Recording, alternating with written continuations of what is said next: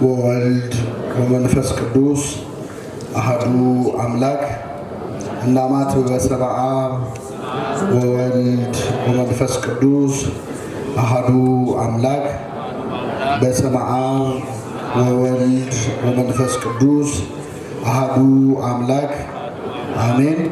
ክቡር አባታችን የዚህ ታላቅ ደብር አስተዳዳሪ፣ ክቡራን አበው ሊቃውንተ ቤተ ክርስቲያን አባቶች፣ ወንድሞች ዲያቆናት፣ መምህራን፣ ዘማሪያን፣ በዚህ ጉባኤ ለመታደም እዚህ የተገኛችሁ ምዕመናት ሁላችሁ በእግዚአብሔር ሰላምታ እንደምናመሻችሁ አሜን። ምሕረት ቸርነቱን አብዝቶ እስከዚህ ሰዓት ያደረሰን በእድሜያችን ላይ የዛሬዋን ዕለት ይችን ሰዓት የጨመረልን ቅዱስ ቃሉን እንድንሰማ ስሙን እየጠራን እንድናመሰግነው በተቀደሰ አደባባዩ የሰበሰበን የአባቶቻችን አምላክ ልዑለ ባሕርይ እግዚአብሔር ስሙ የተመሰገነ ይሁን። እግዚአብሔር አምላካችን እንደወደደ መጠን በቀሪው አጭር የትምህርት ጊዜ በዮሐንስ ወንጌል ምዕራፍ 3 ከቁጥር 1 ላይ በሚገኝ ኃይለ ቃል እና ታሪክ መነሻነት የእግዚአብሔርን ቃል እንማራለን።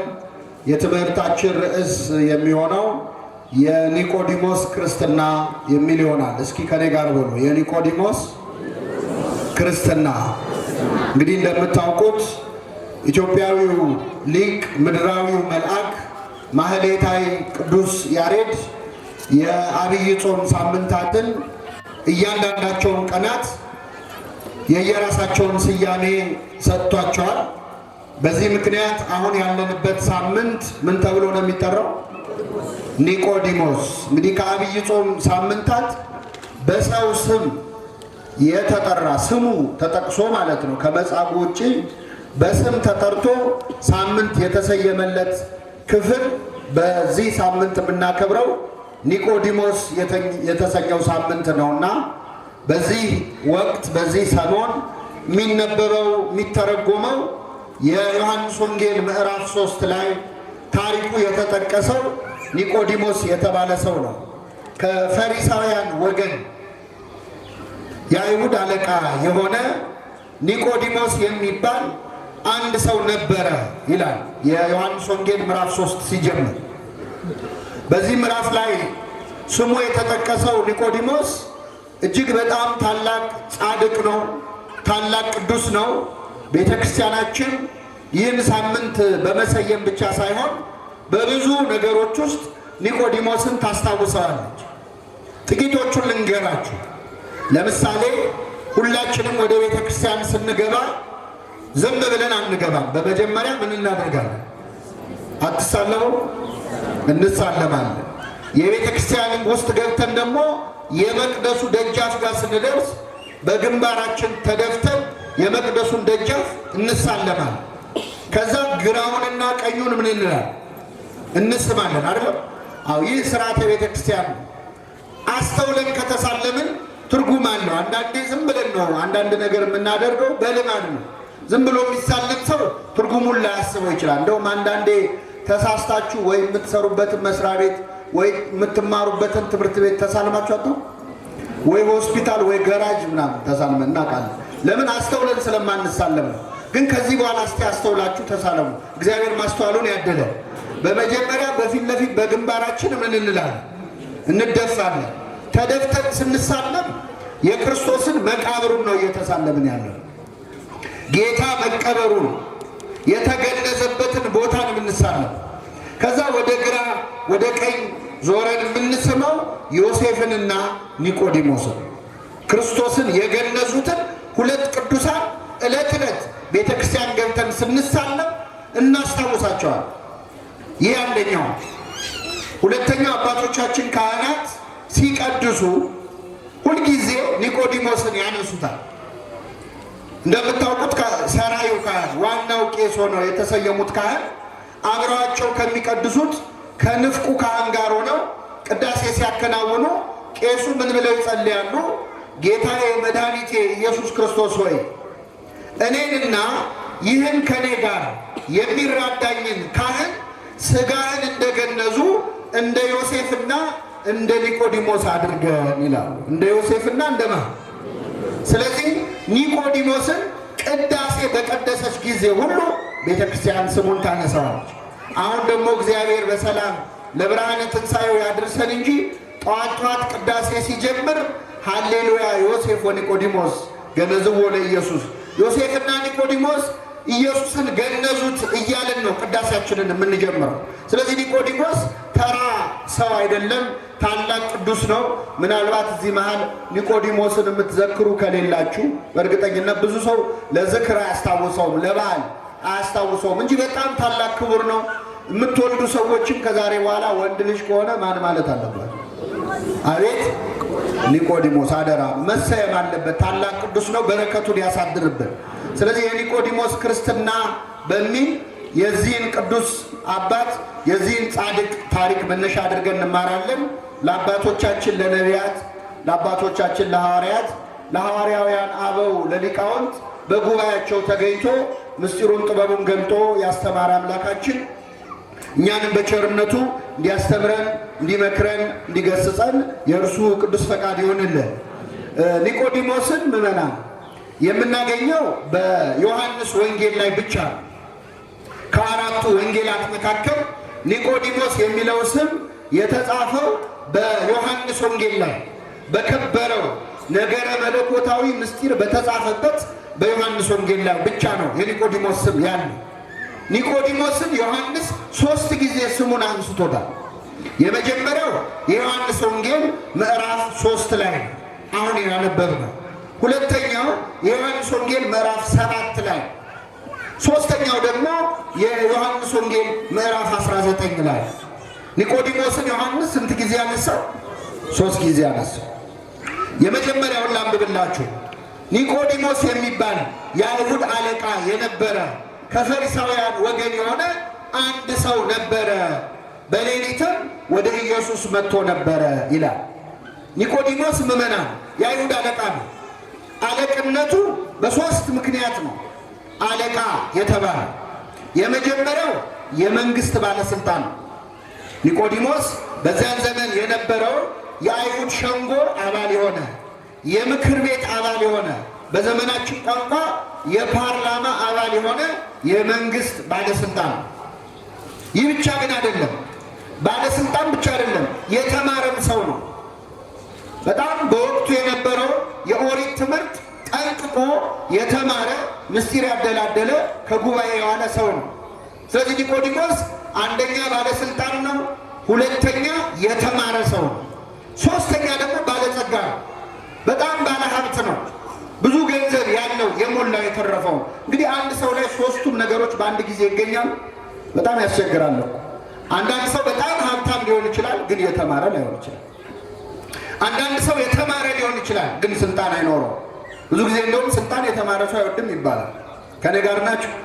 አንዳንድ ሰዎች በጣም ይማሩና ስልጣን ላይ ሳሳ ይላሉ፣ ገንዘብ ላይ ሳሳ ይላሉ። አንዳንድ ሰዎች በጣም ስልጣን ይኖራቸውና ትምህርቱ ላይ ሳሳ ይላሉ። ኒቆዲሞስ ግን 3ቱን አስተባብሮ ያዘ ሰው ነው። በሀብት ላይ ሹመት፣ በሹመት ላይ እውቀት፣ ትምህርት ያለው ሰው። ግን ቤተክርስቲያናችን በዚህ ሳምንት ኒቆዲሞስን ስሙን የምታነሳው ሀብታም ስለሆነ አይደለም። ቤተክርስቲያን ገንዘብ ስላለው ስሙን አታነሳም። ሰው ስልጣን ስላለው ስሙን አታነሳም። ምሁር ስለሆነ ስሙን አታነሳም። ኒቆዲሞስን የምናስበው በሀብቱ፣ በእውቀቱ፣ በሹመቱ ሳይሆን በሌሊት ወደ ኢየሱስ መጥቶ ስለነበረ። በሌሊት ወደ ማን መጥቶ ነበር? ወደ ኢየሱስ መጥቶ ነበር። ኒቆዲሞስን የምናከብረው ወደ ክርስቶስ ስለመጣ ነው። ብዙ ሀብታሞች አሉ፣ ብዙ ሹማምንት አሉ፣ ብዙ የተማሩ ሰዎች አሉ። ኒቆዲሞስ የሚለየው በሌሊት ወደ ክርስቶስ በመምጣቱ ነው። ገንዘብ ያላቸው ሰዎች ሌሊት ወዴት ነው የሚሄዱት? ማለት ሀብት ያላቸው ሰዎች ሌሊት የት ነው የሚያሳልፉት? ስልጣን ያላቸው ሰዎች ሌሊቱን ምን ሲያደርጉበት ነው የሚያድሩት? ሌሊት እኮ የኃጢአት ሰዓት፣ ሰይጣን የሚሰለጥንበት፣ መናፍስት የሚፈነጩበት፣ ወንጀል የሚሰራበት፣ ደም የሚፈስበት፣ የሚሰከርበት፣ አመንዝራነት የሚፈጸምበት የክፋት ሰዓት ነው ሌሊት። ኒቆዲሞስ ግን በሌሊት ወደ ማን መጥቶ ነበር? ወደ ኢየሱስ መጥቶ ነበረ። እግዚአብሔር በሌሊት ወደ እሱ ለመምጣት ያብቃል። መሄጃ አጥቶ አይደለም፣ ገንዘብ አጥሮት አይደለም። አንዳንድ ሰው በሌሊት ወደ ኃጢአት መሄድ ይፈልግና ግን ገንዘብ የለው። ቢኖረው ይሄን ነበር፣ ግን ይቸግረዋል። እንዳይጠጣ እንዳይሰክር ኪሱ ያጥርበታል። ኒቆዲሞስ ገንዘብ አለው፣ ሀብት አለው፣ ስልጣን አለው፣ ጠባቂዎች አሉት። በሌሊት ቢሄድ የሰላም ችግር የለበትም፣ የደህንነት ችግር የለበትም። ግን እሱ መርጦ የመጣው በሌሊት ወደ ማን ነው? ወደ ክርስቶስ ነው። ሰዓታት ቋሚ ነው ኒቆዲሞስ። ማህሌት ቋሚ ነው ኒቆዲሞስ። ኪዳን አድራሽ ነው ኒቆዲሞስ። እንቅልፉን ሰውቶ ከክርስቶስ ጋር የሚያሳልፍ ሰው ነው። አምላካችን እንዲህ ለማድረግ ሁላችንም በቸርነቱ ይርዳል። በሌሊት መምጣት ወደ እግዚአብሔር ትልቅ በረከት አለው። ከፈቃዴ እሰዋልሃለሁ ይላል ነቢየ እግዚአብሔር ዳዊት። ከምን እሰዋልሃለሁ? ዘእምፈቃደ፣ ከፈቃዴ እሰዋልሃለሁ። ሰው ቢተኛ ደስ ይለዋል። እንቅልፉን ትቶ እግዚአብሔር ፊት እንደመቆም ያለ ታላቅ ነገር የለም። ከኖህ መሐኬት ነቅተን፣ ከኃጢአት እንቅልፍ ነቅተን እግዚአብሔር ፊት መቆም ትልቅ ጸጋ፣ ትልቅ በረከት አለ። ስለዚህ ኒቆዲሞስ በሌሊት ወደ ኢየሱስ መጥቶ ነበር ይላል። አምላካችን በሌሊት ወደ እርሱ እንድንመጣ በቸርነቱ ይርዳል። ይህ ብቻ ግን አይደለም ምዕመናን፣ ሌሊት የተባለው ሰዓቱ ብቻ አይደለም።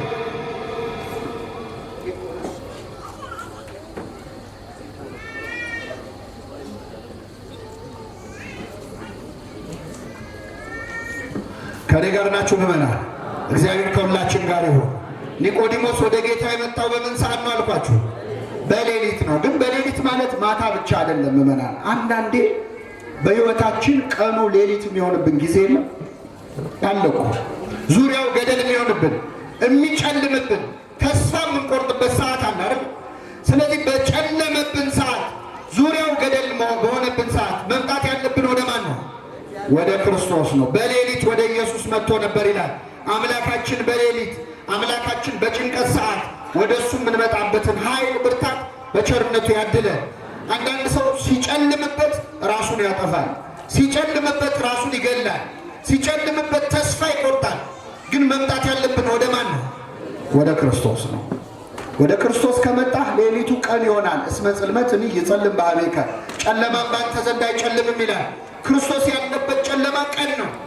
እሱ ያለበት ጨለማ ብርሃን ነው። እሱ ራሱ ብርሃን ስለሆነ ማለት ነው። የጨለመብን ሰዎች በጨለማችን ልክ ብርሃን እንዲሆን ከፈለገን በአምጣነ ጽልመታ ከማሁ ብርሃን ይላል ነቢየ እግዚአብሔር ዳዊት። በጨለማዋ ልክ ብርሃኗም እንዲሁ ነው ይላል። እግዚአብሔር በጨለመብን ልክ ሊያበራልን የሚቻለው አምላክ ነው። ሕይወታችን ለጨለመብን ሰዎች ብርሃናዊ ኢየሱስ ክርስቶስ በቸርነቱ ያብራለን። ስለዚህ ኒቆዲሞስ በሌሊት ወደ ማን መጥቶ ነበር አልኳችሁ? ወደ ኢየሱስ መጥቶ ነበር። ይህን ያህል ካመሰገን ነው ግን ምዕመናን፣ ኒቆዲሞስ በሌሊት የመጣው ወደ ክርስቶስ መምጣቱን እናደንቃለን፣ እናከብራለን። ግን ደግሞ በሌሊት የመጣው ለጥሩ ምክንያት ብቻ አይደለም። ኒቆዲሞስ በሌሊት የመጣው በክርስቶስ አፍሮ ስለነበረ ነው። ይገርማቸዋል። በዚያን ጊዜ የአይሁድ ሸንጎ አባል የሆኑ ጸሐፍት ፈሪሳውያን ከክርስቶስ እግር ስር ቁጭ ብለው ሲማሩ ከታዩ የአይሁድ ሸንጎ ውስጥ እንዲገቡ አይፈቀድላቸውም ነበር። ስልጣናቸው ይነካ ነበር፣ ከሹመታቸው ይባረሩ ነበር። ስለዚህ ኒቆዲሞስ በሌሊት የመጣበት ምክንያት ምንድን ነው? ስልጣኑ ሳይነካ የክርስቶስ ተማሪ መሆኑ ሳይታወቅ ማንም ሳያየው ከጌታ ለመማር ነበር። ከኔ ጋር ናችሁ? ስለዚህ በክርስቶስ ምን ብሏል ማለት ነው? አፍሮበት። በአምላካችን ከማፈር በቸርነቱ ይሰወራል። አይገርማችሁም? ፈርቶ ነበር። በጨለማ ሰው አየኝ አላየኝ ብሎ። አንደኛ አስቡት፣ ኒቆዲሞስን ያለ የተማረ ሰው ቁጭ ብሎ በእድሜ ከሱ ከሚያንሰው የ30 ዓመት ጎልማሳ ከሆነው ከክርስቶስ እግር ስር ቁጭ ብሎ ሲማር ሰዎች ሲያዩት ምን ይሉታል? ውይ እኛ እኮ የተማረ ነው ብለን እናስብ ነበር። ገና ትምህርት እየጀመረ ነው እንዴ? ከታናሹ ይማራል እንዴ እንዳይሉት በጨለማ ተደብቆ መጣ። አባቶቻችን ተከብሮ ያደርጋል ደንቆሮ ይላሉ። መከበር ያደነቁራል። አንዳንድ ሰው ሲማር ላለመታየት ብሎ ይደበቃል። ስለዚህ ኒቆዲሞስ ተደበቀ። የመጣው በጨለማ ነበር። አንዳንድ ሰዎች ስልጣን ላይ ያሉ ሰዎች ወደ እግዚአብሔር ቤት ሲመጡ ይፈራሉ። ተደብቀው ተሸፍነው ኮፍያ አድርገው መነጽር አድርገው ማስክ አድርገው የሚመጡ ሰዎች አሉ። ለምን? አይ ለስልጣኔ ጥሩ አይደለም፣ እዚህ ቦታ ላይ ከታየው ለእኔ ጥሩ አይደለም፣ የሚያበላሽብኝ ነገር አለ የሚለዋል። አንዳንድ ሰዎች ንግድ ያላቸው ሀብት ያላቸው ሰዎች እንዲህ ያለ የቤተክርስቲያን አገልግሎት እንዲህ ያለ ጉባኤ አግዙ እርዱ ሲባሉ ገንዘብ እንሰጣለን ግን መነካካት አንፈልግም የሚሉ ሰዎች አሉ። ስራችንን ያበላሽብናል፣ ሃይማኖተኛ መስሎ መታየት አንፈልግም የሚሉ ሰዎች አሉ። በክርስቶስ የሚያፍሯል። እውቀት ያላቸው የተማሩ ሰዎች በዲግሪ ላይ ዲግሪ በፒኤችዲ ላይ ፒኤችዲ የደራረቡ ሰዎች እዚህ መጥቶ እግዚአብሔር እግር ስር ቁጭ ለማለት ትትና የሚጎላቸው ሰዎች አሉ። አረ ምንም ፒኤችዲ የማያስፈልገው እኛ ራሳችን እኮ በክርስቶስ እናፍራለን። አናፍረው? አንዳንዴ እኮ ለመሳለም የሚያፍር ወጣት አለ እዚህ ማለት ሰው ሳያየው ግራ ቀኝ አይቶ ቢሳለማል። መስቀል ለመሳለም ሄዶ ካህን ፊት መስቀል ለመሳለም የሚያፍር አለኛ ማለት ጸሎት አድርጎ ምግብ ለመብላት የምትሰሩበት ቦታ ምንሰራበት ቦታ ምናፍር ሰዎች አሉ። ግራ ቀኝ አይቶ የሚያማትባል። አሁን እግዚአብሔር በእኛ ሳያፍር እኛ በእግዚአብሔር ማፈር ነበረው? ምናሳፍረው እኮ እኛ ነው። ለማማተብ የሚያፍራል። ማተብ አስሮ ለመታየት ነጠላ ለብሶ ለመሄድ አሁን ወደዚህ ሲመጣ ከቢሮ ከሚሰራበት ቦታ ወይ ከትምህርት ቤት የት ነው የምትሄጂው የት ነው የምትሄደው ሲባል እዚህ ደርሼ መጣሁ የሚሉ ሰዎች አሉ። ነጠላቸውን አጣጥፎ ቦርሳ ውስጥ የሚደብቁ ነው። ይሄ የኒቆዲሞስ ችግር ነው። በክርስቶስ አፈረበት። ወጣት ሆኖ እንደሚጾም እንደሚጸልይ እንደሚሰግድ ለመናገር የሚያፍራል። ጓደኞቹ ኋላ ቀር እንዳይሉት ሃይማኖተኛ እንዳይሉት።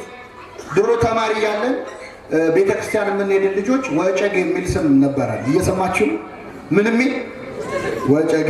የፓትርያርኩ ስም ላይ ያለ አደረገው ወጨጌ ዘመንበረ ተክለ ሃይማኖት እና ወጨጌ ነው ገሌ ይባል ነበር። እና ያን ፍራቻ ብዙ ሰው ወደ ቤተክርስቲያን መምጣት ይፈራል። መንፈሳዊ ሆኖ መታየት ይፈራል። ክርስቶስን መምሰል የሚያሳፍርበት ጊዜ ነበረ። እንደዚህ አይነት ፍረት ያለብንን ሰዎች እግዚአብሔር በቸርነቱ ይርዳል። ኒቆዲሞስ በሌሊት እየፈራ እየተባ ሰው አየኝ አላየኝ እያለ ወደ ክርስቶስ መጣና ምን አለው መሰላችሁ?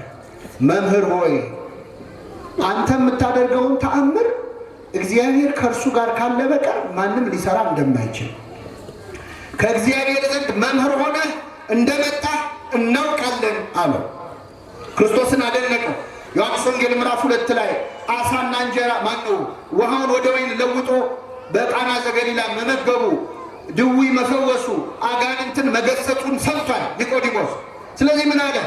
መምህር ሆይ አንተ የምታደርገውን ተአምር እግዚአብሔር ከእርሱ ጋር ከሆነ ሰው በቀር ማንም ሊያደርግ እንደማይችል ከእግዚአብሔር ዘንድ መምህር ሆነ ተልከ እንደመጣ እንደኔ የአይሁድ መምህር የሆንከው በትምህርት ቤት አይደለም እግዚአብሔር ልኮ እንደሆነ እናውቃለን አለው።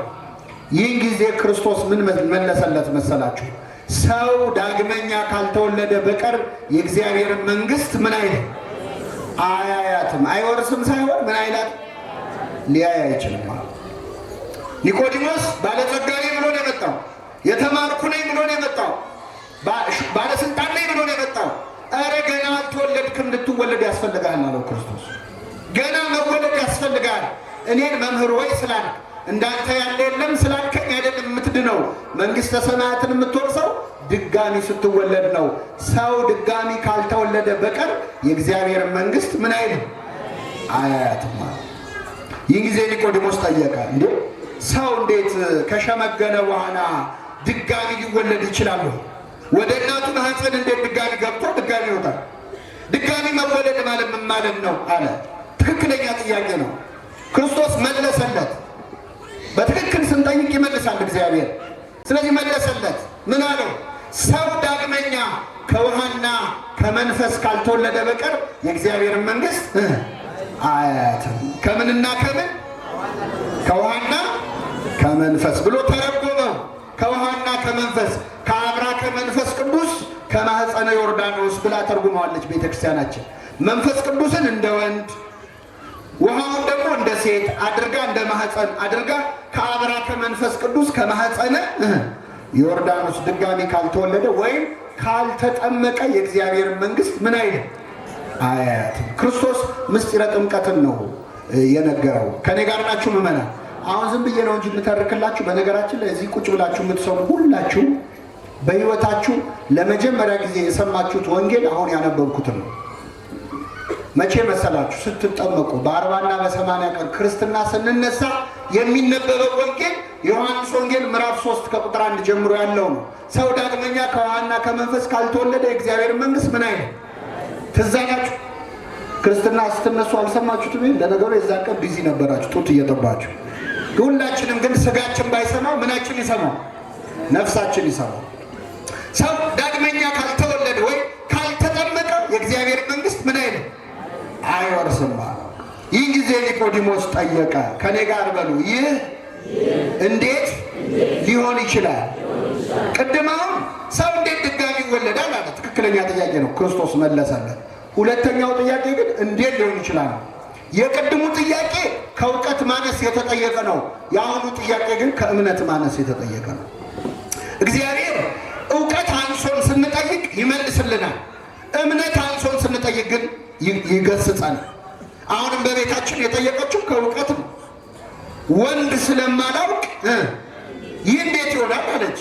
እንዴት ያለ ወንድ እንዴት ይወለዳል? ትክክለኛ ጥያቄ ነው። መንፈስ ቅዱስ ይጸልልሻል፣ የሉል ኃይልን ያድርብሻል ስትባል እንደ ቃል ይደረግልኝ ብላ ተቀበለች። ኒቆዲሞስ ግን ክርክር ነው ያዘው። ለዚህ ነው እመቤታችንን እንደ ዘካርያስ ሳትጠራጠሪ እንደ ኒቆዲሞስ ሳትከራከሪ ያመንሽ ብፅዕት ነሽ ልላታል። ኒቆዲሞስ ክርክር ነው የገባው። እግዚአብሔር እውቀት አንሶ ስትጠይቅ ይመልስልሃል፣ እምነት አንሶ ስትጠይቅ ግን ይገስጻል። ስለዚህ ክርስቶስ ገሰጸው ኒቆዲሞስን። ምን ብሎ ገሰጸው መሰላችሁ? አንተ የአይሁድ መምህር ስትሆን ይህንን አታውቅም አለ። አባቶቻችን ምን ይላሉ? አለምልሞ ገሰጸው ይላሉ። ምን ብሎ ገሰጸው? አንተ የአይሁድ ምን ስትሆን መምህር፣ አንተ የተማርክ ሰው አይደለህ እንዴ? ትልቅ ሰው አይደለህ እንዴ? እንዴት ይህንን አታውቅም ብሎ አለምልሞ አክብሮ ገሰጸው ይላል። ክርስቶስ የማያስተምረን ነገር የለም። ሰው መገሰጽ ከፈለጋችሁ መጀመሪያ ማክበር ያስፈልጋል። አያስፈልግም? እርሶ አሁን ትልቅ ሰው አይደሉ እንዴ? አንቺ ስንት ነገር የምታውቂ ልጅ አይደለሽ እንዴ ብላችሁ ብትቆጡ ሰው ይሰማቸዋል። እኛ ችግራችን በስድብ ነው የምንጀምረው። አንተ እኮ አይገባም ብለህ ጀምረህ እንዴት ይሰማል? እስቲ ዓለም ደግሞ መገሰጽ ማለት ንግግሩ አይደለም። ንግግራችሁ በጨው እንደተቀመመ ይሁን ይላል ክርስቶስ። በምን እንደተቀመመ? እኔ አንድ ቀላል ጥያቄ ልጠይቃችሁ፣ ወንዶቹን መልሱልኝ። አንድ ሰው መጥቶ አንተ ውሻ ከሚላችሁና የኔ ውሻ ከሚላችሁ እስቲ መልሱልኝ። ሁለቱም እኮ ውሻ ነው አይደለም? አንተ ውሻ ሲላችሁ ደስ ይላችኋል? ትናደዳላችሁ። የኔ ውሻ ሲልስ ትሽኮረመማላችሁ። ግን ውሻ እኮ ነው ሁለቱም። በፍቅር ሲነገር ግን ውሻ ራሱ መባል ፍቅር ነው። ሰው ፀጉሩን ያካል የኔ ውሻ ሲባል ይቅለሰለሳል። እህቶቻችን አሁን ጫማ ሰሪ ቤት ሄዳችሁ ጫማ ቤት ሄዳችሁ ጫማ ሰሪው ጫማው ጠቦሻል ከሚልሽና እግርሽ ትልቅ ነው ከሚልሽ እስቲ መልሱልኝ። ቆይ ጫማው የጠበበሽ ምን ስለሆነ ነው? አቤት እግር ትልቅ ስለሆነ ነው ጫማ የሚጠባው። ግን ጫማው ጠቦሻል ካለ እውነትህን ነው ጠቦኛል ያለ። እግርሽ ትልቅ ነው ካለ ግን ይሄ ሰው የሥነ ስርዓት የለውም። ይሳደባል እንዴ ለምን ነው? ግን እውነት እኮ ነው። እግር ከተለቀ ነው ጫማ የሚጠባው። ንግግር እንዲሰማም እንዳይሰማም የሚያደርገው አነጋገራችን። እኛ የሰው ጆሮ ቆርጦን ነው ንግግር የምንጀምረው፣ ተሳድበን ነው። ክርስቶስ ግን አለምልሞ ገሰጸው። አንተ የአይሁድ መምህር ስትሆን፣ ትልቅ ሰው ስትሆን፣ የተማርክ ስትሆን ይሄ እንዴት ይጠፋሃል? ሰው እንዴት ድጋሚ እንዴት ሊወለድ ይችላል? እንዴት ትላለህ? ከስጋ የተወለደ ስጋ ነው፣ ከመንፈስ የተወለደ መንፈስ ነው። እኔ ያልኩ ስለ ስጋ ልደት አይደለም፣ ስለ መንፈስ ልደት ነው። ነፋስ ወደ ወደደው ይነፍሳል። ከወዴት እንደመጣ ወዴትም እንደሚሄድ አታውቅም። መንፈስ ቅዱስም በወደደው ሰው ላይ ያድራል። ከወዴት እንደመጣ ወዴት እንደሚያድር አታውቅም። ይህ መንፈሳዊ ነገር ነው ብሎ ክርስቶስ ለኒቆዲሞስ አስተማረው። ኒቆዲሞስ ፈራ ተባ እያለ በክርስቶስ አፍሮ ራሱን ኮፍሶ ምሁር ነኝ ባለስልጣን ነኝ ብሎ አስቦ ክብሩን ጠብቆ ሊማር በጨለማ ሲመጣ ክርስቶስ እንደምታስበው ትልቅ ሰው አይደለህም፣ ገና ልትወለድ ያስፈልጋል። ትሕትናን አስተማረው። ተኮፍሶ መጥቶ ትሑት ሆኖ ተመለሰ። አምላካችን ፈራ ተባ ብለን በእምነታችን አፍረን ወደሱ ብንመጣ ማንነታችንን አውቀን እንድንሄድ ማድረግ ይችላል። ሁላችንም በቸርነቱ ያድርግልን። ይህ እንግዲህ የመጀመሪያ ኒቆዲሞስን የምናገኘው ዮሐንስ ወንጌል ምዕራፍ 3 ላይ፣ ሁለተኛ ምዕራፍ 7 ላይ ኒቆዲሞስ የተጻፈው ስሙ የዮሐንስ ወንጌል ምዕራፍ 7 ላይ ምን ሆነ መሰላችሁ? አይሁድ ጸሐፍት ፈሪሳውያን ወታደሮች ተሰጥቷቸዋል። የሮም መንግስት የመደበላቸው የቤተ መቅደሱ ጠባቂ የሆኑ ቴምፕል ጋርድ የሚባሉ አሉ ጠባቂዎች እና እነዛን ወታደሮች ጠሩና ሂዱና የናዝሬቱ ኢየሱስን አስራችሁ ይዛችሁልን ነው። እሺ አሉ። ወታደሮቹ ሰይፍ ይዘው ቆመጥ ይዘው ሰንሰለት ይዘው ክርስቶስን ሊያስሩት ሄዱ። ጌታችንን ሊያስሩ ሲሄዱ ጌታችን እያስተማረ ነው። ክርስቶስ ሲያስተምር 5000 ህዝብ ነው የሚማረው። ብዙ ጊዜ በጣም ብዙ ሺህ ህዝብ ተደርድሮ ክርስቶስ መሃል ቆሞ እያስተማረ ነው። እነዚህ ወታደሮች መጡ ሊይዙት ማለት ሲያዩ እያስተማረ ነው። የጋለ ትምህርት ላይ ነው። አይ ችግር የለውም በቃ ይጨርስና ትምህርቱን እናስራለን ብለው እነዚህ ወታደሮች እዛው ቁጭ ብለው ትምህርቱን መስማት ጀመሩ። ከኔ ጋር ናቸው። የማንን ትምህርት? ይገርማቸዋል። ቁጭ ብለው የክርስቶስን ትምህርት ሲሰሙ ወታደሮቹ ተመስጠው ለምን እንደመጡ ረሱት። የክርስቶስ ትምህርት እኮ ሁሉን ያስረሳል አይደል? እንኳን የክርስቶስን የእኛን ኃጢአተኞቹን ትምህርት ቁጭ ብላችሁ እየሰማችኋል። የክርስቶስ ትምህርት እኮ የጌታ ትምህርት ከራሱ ከጌታ ማለት የእግዚአብሔርን ቃል ከእግዚአብሔር መማር የራሱ ቃል ነው፣ መለኮታዊ ቃል ነው። ብፁዕ ቅዱስ አቡነ ሽኖዳ ምን ይላሉ? ምን ነው ዓለምን ዛሬ ያጥለቀለቀው የድምፅ መቅረጫ ምን ነው የዛኔ በኖረ ኖሮና የጌታን ድምፁን ተቀርጾ በሰማ ነው ነበር። ድምፁን ብንሰማው ደስ አይላችሁ? ምዕመናን አምላካችን ድምፁን ያሰማል። የእሱ ድምፅ እኮ ሐዘንን ያርቃል፣ ይነቅላል፣ ነፍስን ሰላም ይሰጣል፣ ያረጋጋል፣ ንጹህ ያደርጋል። ከሰማችሁት ቃል የተነሳ ንጹሐን ናችሁ ይላል። የክርስቶስ ትምህርት ንጹህ ያደርጋል። ቃል እግዚአብሔር ቃል ንጹህ ይላል። የእግዚአብሔር ቃል ንጹህ ነው። ራሱ እግዚአብሔር ሲናገረው ደግሞ የበለጠ ይነጻል። እሱ የታመመውን ዳን ሲለው ይድናል፣ የሞተውን ተነስ ሲለው ይወጣል። ድምፁን ብንሰማ እኮ የሞተ ማንነታችን ይፈወስ ነበር። አምላካችን ድምፁን ያሰማል። እና እነዚህ ደቀ መዛሙርት ማን ነው ወታደሮች ጌታን ሊያስሩ መጥተው ቁጭ ብለው ትምህርቱን ሲሰሙ ዋሉና በሰላም ግቡ ሲባል አሜን ብለው ወደ ቤታቸው ሄዱ። ምን ሊያደርጉ ነው የመጡት? ሊይዙት። ጸሐፍት ፈሪሳውያን ሲያዩአቸው ባዶ እጃቸውን ናቸው። የት አለ አላቸው። ማ አሉ። እንዴ አስራችሁ ይዛችሁ ነው ብለናል እንዴ ላክናችሁ አሏቸው። ኧረ እኛ እስከ ዛሬ እንዲህ ያስተማረ ሰው በዓይናችን አይተን አናውቅም፣ እንዲህ ያለ አስተማሪ አይተን አናውቅም አሉ። ጸሐፍት ፈሪሳውያን ተበሳጩ። የእሱን ትምህርት እኮ የወደዳችሁት እናንተ ያልተማራችሁ ተራ ሰዎች ስለሆናችሁ፣ እውቀት ስለሌላችሁ። ላልተማረ ሰው ነው የእሱ ትምህርት የሚሆነው። እስቲ አንድ የተማረ ሰው የእሱን ትምህርት ቁጭ ብሎ ተምሮ ያውቃል ወይ? አንድ የተማረ ትልቅ ደረጃ ላይ ያለ ሰው የእሱን ትምህርት የተማረ አለ ወይ አሉ አይሁድ። አለ የለም? መልሱልኝ ምዕመናን። ማ ይገርማቸዋል። ኒቆዲሞስ እዛ ቦታ ላይ ቆሟል። ይሄ ወሬ ሲወራ ይሰማል። አንድ የተማረ ሰው የእሱን ትምህርት ተምሯል ወይ ሲባል ኒቆዲሞስ እዛ ቁጭ ብሏል። ኧረ እኔ ያለው ተምር ያለው እንዳይል ፈራ። የተማረውም በቀን ሳይሆን በምንድን ነው? ተደብቆ ነው አይደለም? ስለዚህ ኧረ እኔ ያለው እኔ እኮ ተምር ያለው እንዳይል ፈራ። ዝም እንዳይል ደግሞ ቆጭ። እንደው እንዴት ብዬ ዝም እላለሁ አለና እዚህ ላይ አስተያየት አለኝ አለ ኒቆዲሞስ። እዚህ ላይ አስተያየት አለኝ አለ። ምንድን ነው አሉት ጸሐፍት ፈሪሳውያን። አሁን እሱ የተማረ ሰው ነው፣ ሊንቁት አይችሉም። ምንድን ነው ሲሉት እኛ ሄደን ያስተማረውን ነገር ሰምተናል ወይ? አልሰማንም። ሄደው የተማሩት ወታደሮቹ ናቸው አይደለም? እኛ የተናገረውን ሳንሰማ ያስተማረውን ሳናውቅ በእሱ ላይ እንፈርድ ዘንድ ሕጋችን ይፈቅዳል ወይ አለ ሲል አይሁድ አሁን አንተ ዝም በል ምን ታውቃለህ እንዳይሉት የተማረ ሰው ነው አይደለም? በቃ እስቲ ሕጉ ምን እንደሚል ወደ ቤታችን ሄደን እንመርምር አሉ። ስብሰባው ተበተነ ይላል። ከኔ ጋር ናቸው? ምኑ ተበተነ? ኒቆዲሞስ ደፍሮ ስለ ክርስቶስ መመስከር ቢያቅተው ቢያንስ በክርስቶስ ላይ ያመፀውን ስብሰባ ምን አደረገው? በተነው። ይኸውላችሁ ምዕመናን እንደው መልስ መስጠት ቢያቅታችሁ ስብሰባ መበተን ያቅታችኋል? አንዳንድ አሁን የምትሰሩበት መስሪያ ቤት ሰዎች ስለ ቤተ ክርስቲያን የማይሆን ነገር አይናገሩ? ስለ ተዋህዶ ሃይማኖት፣ ስለ እመቤታችን፣ ስለ ቤተ ክርስቲያን፣ ስለ ክርስቶስ የማይሆን ቃል ይናገራሉ። ሲናገሩ ከቻላችሁ ደፍራችሁ መልስ ስጡ። መልስ መስጠት ካቃታችሁ ግን ቢያንስ ስብሰባው መበተን አያቅታችሁ። እንዴ የሥራ ቦታ እኮ ነው ማለት አይቻልም? የድርጅቱ ደንብ አይፈቅድም ማለት አትችሉም? አዎ በሕጉ መሰረት አሁን ያለነው የሥራ ቦታ ነው እንከባበር ብሎ ስብሰባ መበተን አንድ ችሎታ። ኒቆዲሞስ በተነው። አሁን እምነቱ ትንሽ እየጨመረ አልመጣ? ምዕመናን መጥቷል። ቅድም በክርስቶስ አፍሮ ነበር። ክርስቲያን ሆኖ መታየት አስፈርቶት ነበር።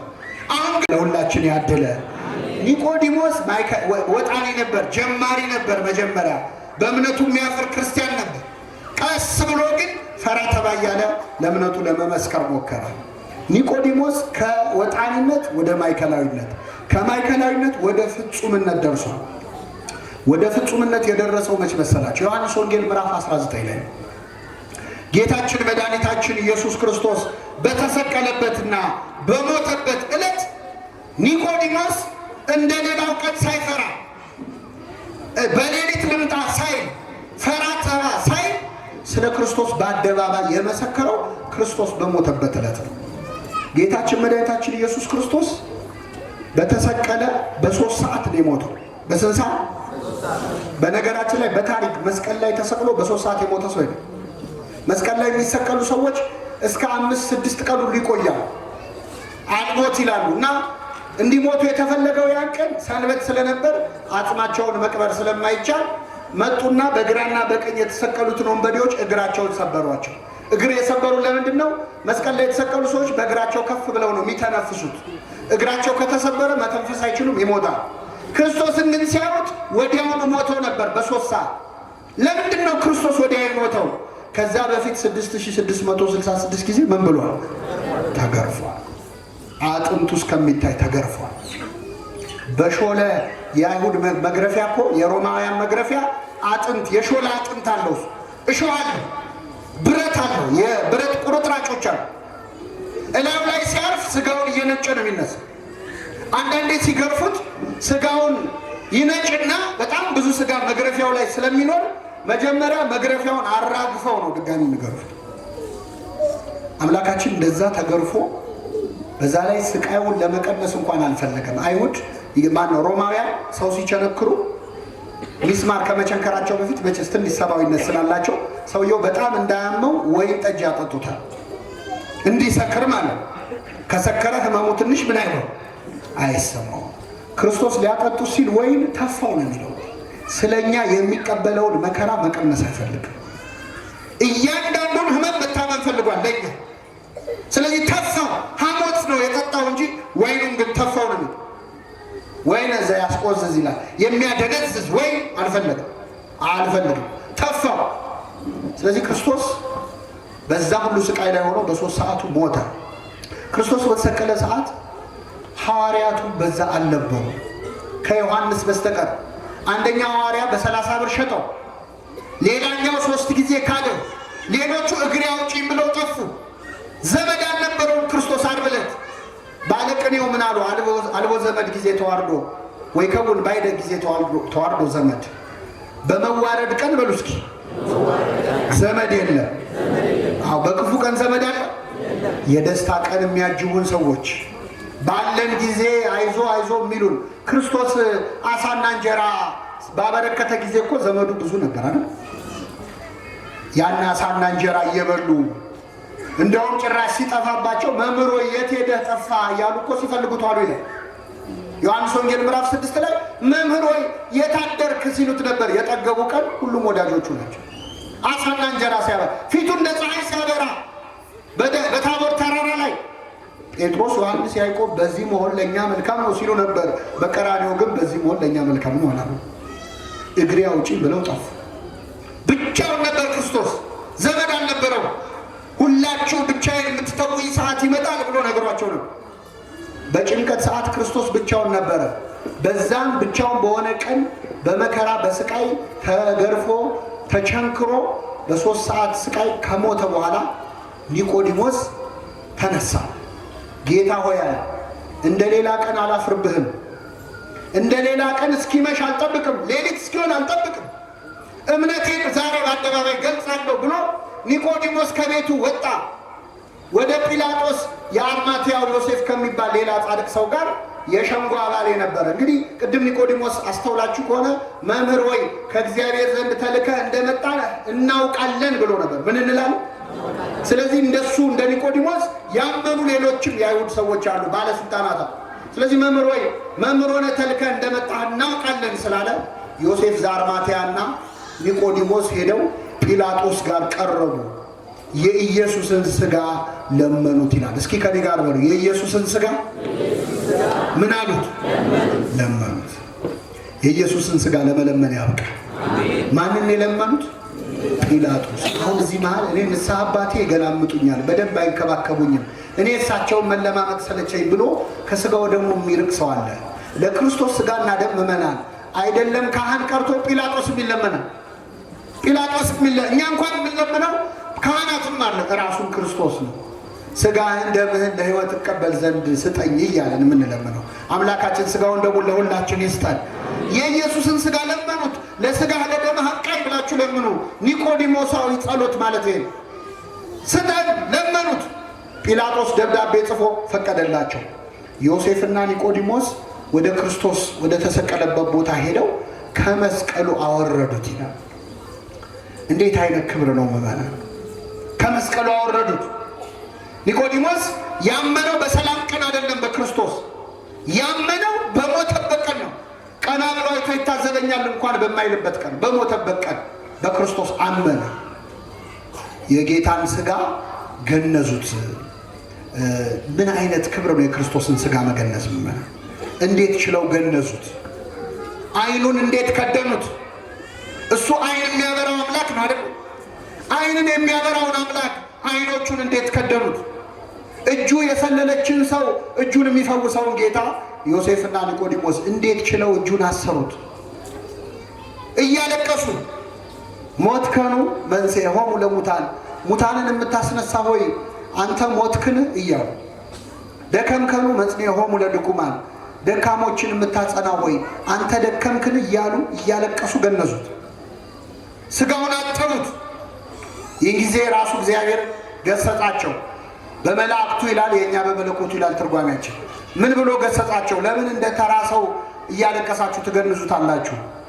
እያመሰገናችሁ ገንዙት ተብለው ጸሎት ተሰጣቸው። አሁን ዛሬ ኦሪየንታል ኦርቶዶክሱም ምስራቁም ምዕራቡም ሁሉም የሚጸለየው ጸሎት አለ። ቅዱስ እግዚአብሔር በሉ እስኪ። ቅዱስ ኃያል ቅዱስ ሕያው የማይሞት ይህንን ጸሎት እየጸለዩ ማለት ነው።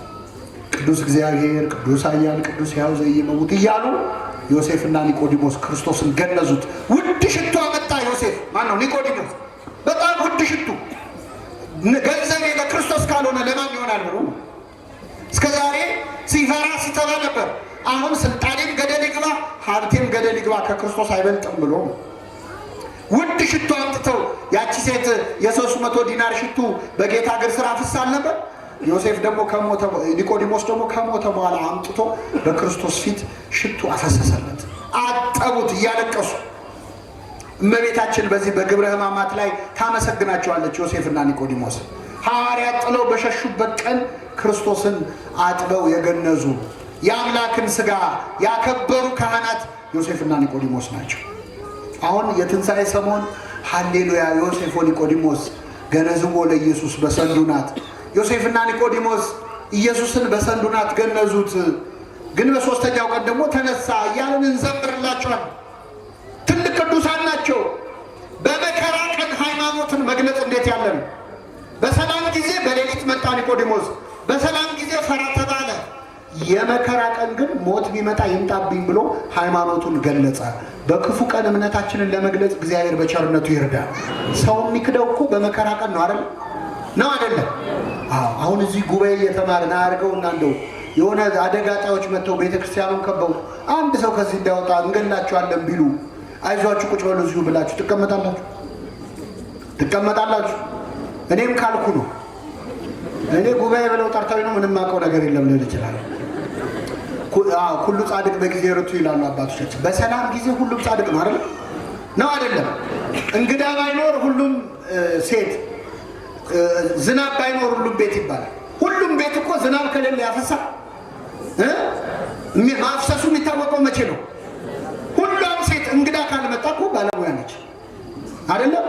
እንግዳ ሲመጣ ነው ጉዱ የሚወጣው። መከራ ሲመጣ ነው ክርስትና እኮ የሚታወቀው። አልክድም ያሉ ክደዋል እኮ። አልክድም ጌታ ሆይ ያሉ ክደዋል። አላውቅም ብለዋል። ወአዲ ኢትአውቀ ለነ ከመ ምንተ ንከውን።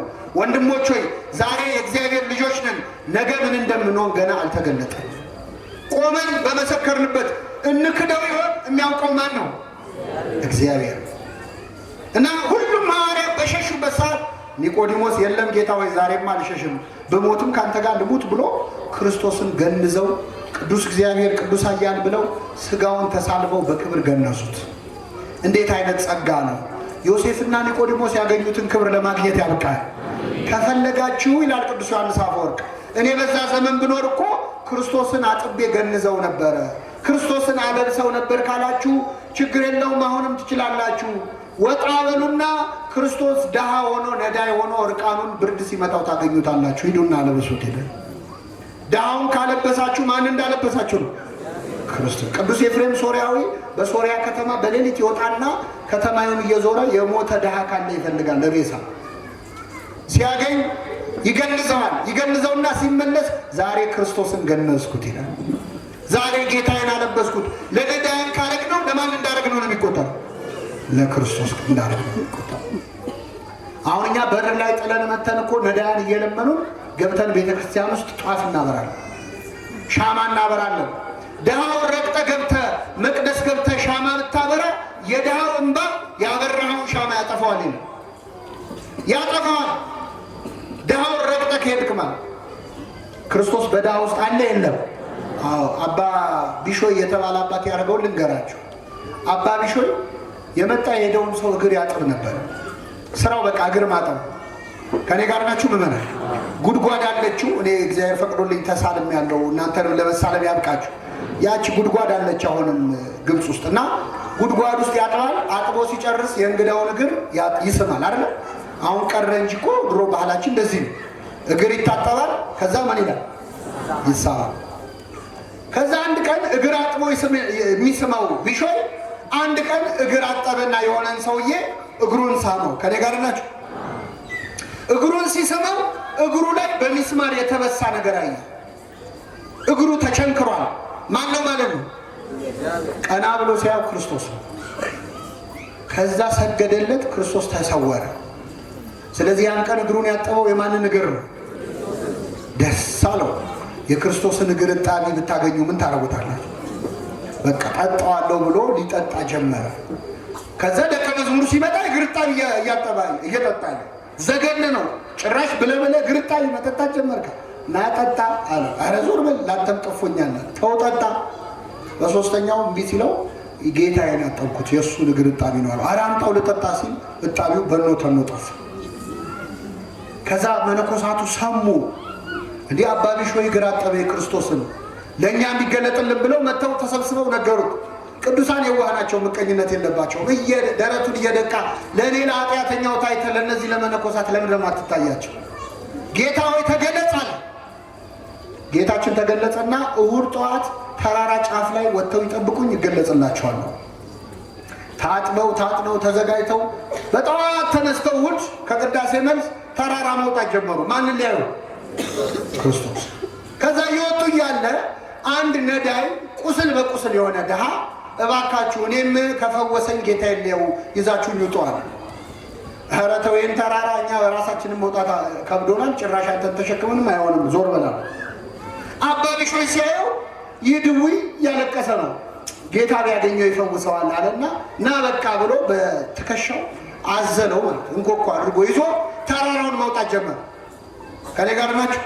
ሲወጣ የሰውየው ክብደት እየጨመረ መጣ። ሲወጣ አሁን ክብደቱ እንደ ሰውየ ኪሎ እየጨመረ ነው የሚመጣው ብሎ ቀና ብሎ ሲያየው ክርስቶስ ራሱ። ሰማይና ምድር የማይሸከመውን እኔ እንዴት እሸከምሃለሁ አለው። ክርስቶስ ባርኮት ሄደ። እነዛ ሰዎች ውሰዱኝ ሲላቸው ጥለው የሄዱት ማንን ነበረ? ክርስቶስን ነበር። ክርስቶስን ከፈለጋችሁ ቤተክርስቲያን በር ላይ ካሉት ነዳያን አንዱ ሆኖ ታገኙታላችሁ። እሱን ረግጠን ወጥተን ነው እዚህ ማረን የምንለው። ለዚህ ነው ቅዱስ ዮሐንስ አፈወርቅ መቅደሱን በዕንቁ በጌጥ በወርቅ ታስጌጣላችሁ፣ ክርስቶስ ግን እርቃኑን ሆኖ አይታችሁ ረግጣችሁ ታልፋላችሁ። ድሃው ሲለምን ጥላው ስታልፍ ክርስቶስንም አንተ ስትለምነው አልፎ እንደሚሄድ እወቅ ይላል። ስለዚህ ዮሴፍና ኒቆዲሞስ ያገኙትን በረከት የሚፈልግ እርቃኑን የወደቀ ብዙ ድሃ አለ፣ እሱን አልብሱ ለእኔ እንዳደረጋችሁ ትቆጥረዋለሁ ነው ያለው። የኒቆዲሞስ ክርስትና እያየነው ያደገ ክርስትና ነው። ነቢየ እግዚአብሔር ዳዊት የሕግ መምህር በሉ እስኪ በረከት ይሰጣል። አዎ ኒቆዲሞስ መምህረ ሕግ ነው፣ የሕግ መምህር ነው። በረከትን ይስጠለሁላችሁ። ወይ ሐውር እምኃይል ውስተ ኃይል፣ ከኃይል ወደ ኃይል ይሄዳል ብሎ መጀመሪያ ፈሪ ነበር። ቀጥሎ ፈራ ተባብሎ ስለ ክርስቶስ መሰከረ። በመጨረሻ ግን ጌታውን እስከ መገነዝ እስከ ሰማዕትነት በቃ። ክርስትናችን እንደ ኒቆዲሞስ የሚያድግ ይሁንልን። የኒቆዲሞስን በረከት ያሳድርብን። የሰማነውን በልቡናችን ጽላት ይጻፍልን።